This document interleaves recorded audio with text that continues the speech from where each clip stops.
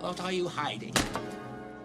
What does the diary tell you that it doesn't tell us? It tells me that goose-stepping morons like yourself should try reading books instead of burning them. G'day everybody, my name is Jack Squarepeg, and today we're going to be reviewing the Outgunned Adventure, Frozen Legacy. Outgunned Adventure is a pulp adventure game set in the classic period between the First and Second World War.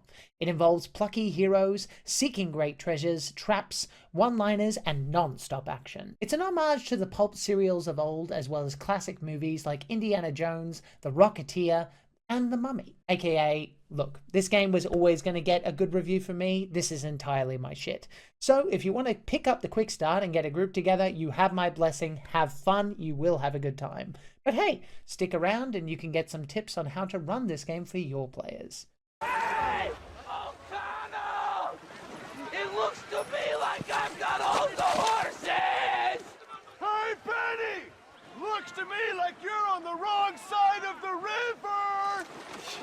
It gets close! Beware, spoilers beyond this point. So for transparency, I will be mentioning specific mechanics I like, but this is not a system review. That will come later, because I will definitely be playing this game again.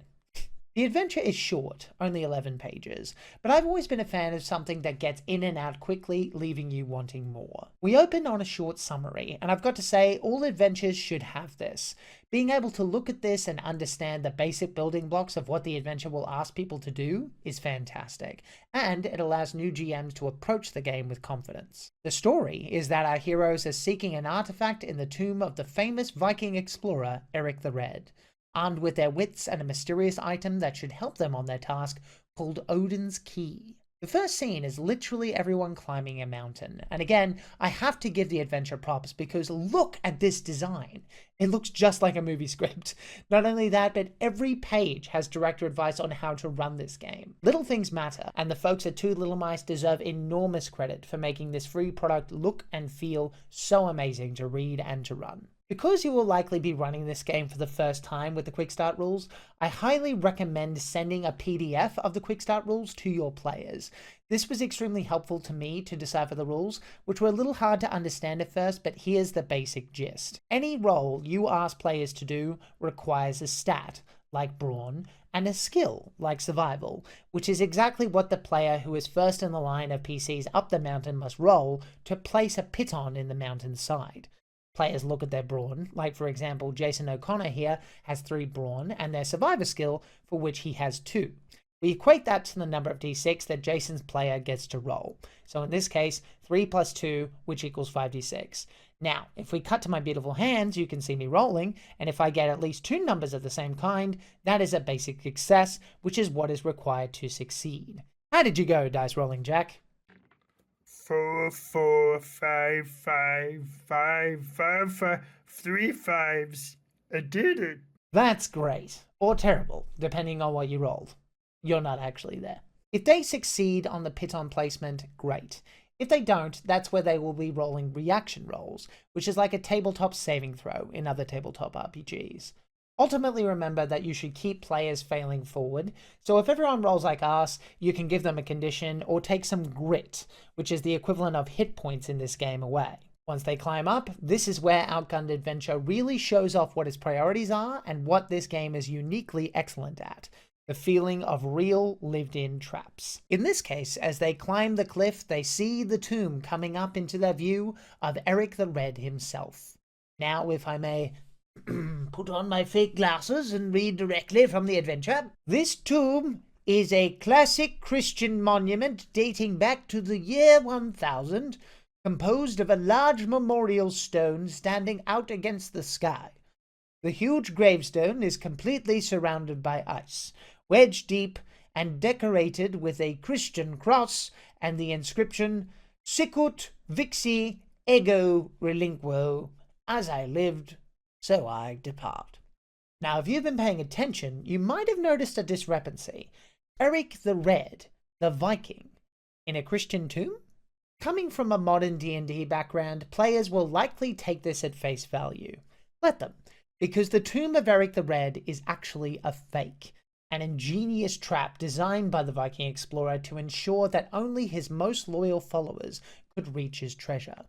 If they insert Odin's key into the tomb itself, the ground collapses beneath them and they are plunged into the sea. The adventure recommends having the players make a roll to see if they suffer the tired condition after this, but I would set this at a difficulty of 3 to pass, because 1, it's freezing cold water, and 2, pain is an excellent teacher. Everyone in my group passed this without a stretch when I first ran this adventure, and while the heroes shouldn't be stopped by this obstacle, I do think some consequences would have helped the lesson stick. The lesson that in Outgunned adventure you need to pay attention to your surroundings and what the director tells you, or death could be around the corner. Either way, through climbing or bad luck, the players will be down on the ground below, facing down at the proper tomb entrance at this point in a secret cave. Once they enter, they will find that the temperature is much warmer, and players will see the skeletons of Vikings along the path. The adventure doesn't explain why they are dead or what happened to these skeletons, so for what it's worth, my answer that I had to come up with on the fly was that they seemed like they had been moved by some great force or died by great blunt force trauma. This is related to the next location, a trap of several different colored tiles. If the heroes step on the wrong tile too many times, the cave will begin filling with water and the players will die. The only solution is to look at the path with Odin's key and put it to their right eye. This will be tricky, however, because once again, the trap is trying to actively trick the players. My solution to this was to remind the professor throughout the adventure about his notes about Odin, and how he had a sketch of him with a patch on his right eye. So when possible and subtle, make sure to put that image into the professor's head, that 1, he has notes that he could refer to, and 2, he has a sketch of Odin with a patch on his right eye, while the statue has a patch on the left. If the players choose the correct eye to look through Odin's key and step on the right tiles, a slab will open for them and they can proceed further. If they don't, they must quickly start the trap again or try for an ad hoc solution to avoid death. The adventure recommends either changing Odin's eye patch to the correct eye, sabotaging the spear mechanism, which is creating the water's flow, or using the spear itself as a lever to lift the stone door up.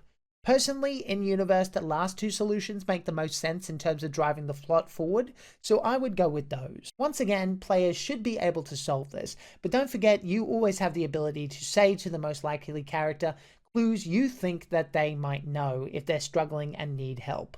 Do not make them roll for this, because there's a chance that they could fail it again, but leave enough room for them to solve it through their intelligence and ingenuity, not through Deus Ex Machina. That isn't satisfying to players, and they will know when you're taking it easy on them. The next sight to be seen, after potentially letting them catch a break to regain grit, is a massive Viking Drakkar, the source of the prize. They need to get up there, so let the players get creative. For my game, the group decided to use a bone that they had stolen from a Viking skeleton. Yes, my players took a bone, don't ask me why, and decided to use it as a makeshift grappling hook. They were surprised, actually, that I let them do it, which surprised me that it surprised them. I will go with any wacky idea that they justified to me as plausible, because why not, right? We're here to have fun. Worst case scenario, they get themselves into a bad situation that they created. I consider that a win. Once on board, the heroes will quickly realize that the ship is precariously placed between 2 ice shafts, and that every movement sends the ship groaning and slightly teetering. Talk slowly here as a GM, and emulate the tension that the heroes no doubt feel. Every step is death. You want to get the artifact and get out as quick as you can before the ship teeters off the edge of the earth. While searching, this is where any failed rolls will result in a roll on the table of ship events. This is a really fun part of the adventure, probably my favorite, but use your best judgment and keep things moving so it doesn't get tedious or completely unrealistic having your players be still on the ship at all. Eventually, the heroes will find the treasure hold after finding a false bottom, which incidentally was my nickname in university. Wake me when the show starts. It's already been on a while. Wake me when it's over. Underneath the ship, they will see mountains of coins, and finally, the artifact they're looking for, a cipher with a trident engraving. On it, written in Greek, is the words, Island of Atlantis. Technically speaking, this is where you should wait to see if players grab any coins according to the adventure, and if so, the ship begins to tumble out of the ice shafts. But I would advise you to pay attention and make it reactionary based on anything the heroes do at this point. After all, they're on the lowest part of the ship, and chances are you've had at least some ship events occur. If players want to search, move around, or take coins, that's when you can decide the final event begins. Now, would it surprise you to learn that the final event in this pulp adventure is the ship falling into the abyss and the heroes must escape in time? Me neither. Classic pulp nonsense. I love it.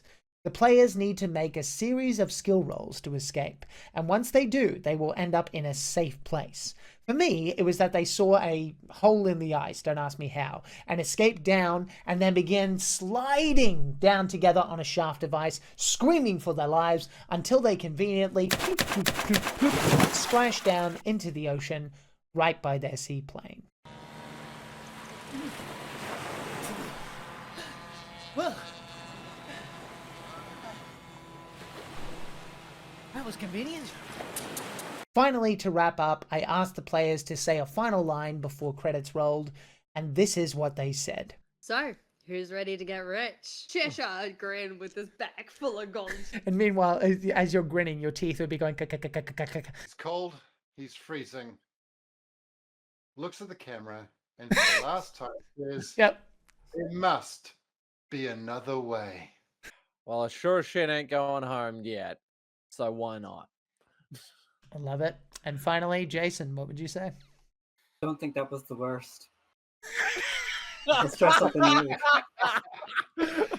I was wondering what you were gonna say. Directed by Jack O'Brien. Well, what can I say about Outgunned? I love it, obviously. We laughed a ton during this adventure. The mechanics are simplistic, but purposefully so, and the traps are absolutely genius. In no small way, they have actually changed the way I think about them. I'm so excited to run this game again, and I hope you enjoyed this video as much as I did reminiscing about the game. You can pick up the adventure for the low price of free, along with the quick start rules, link below. And, Two Little Mice, please man, you've got to make more adventures for this system. Please, I'm begging you. Hi everybody, thanks so much for watching. Don't forget you can catch these games live before I write a review on it on my Twitch channel, and if you want to support what I do, you can do the usual YouTube stuff too if you want to. Remember, people can like you exactly as you are, and that you matter. I'll see you in the next video. Bye!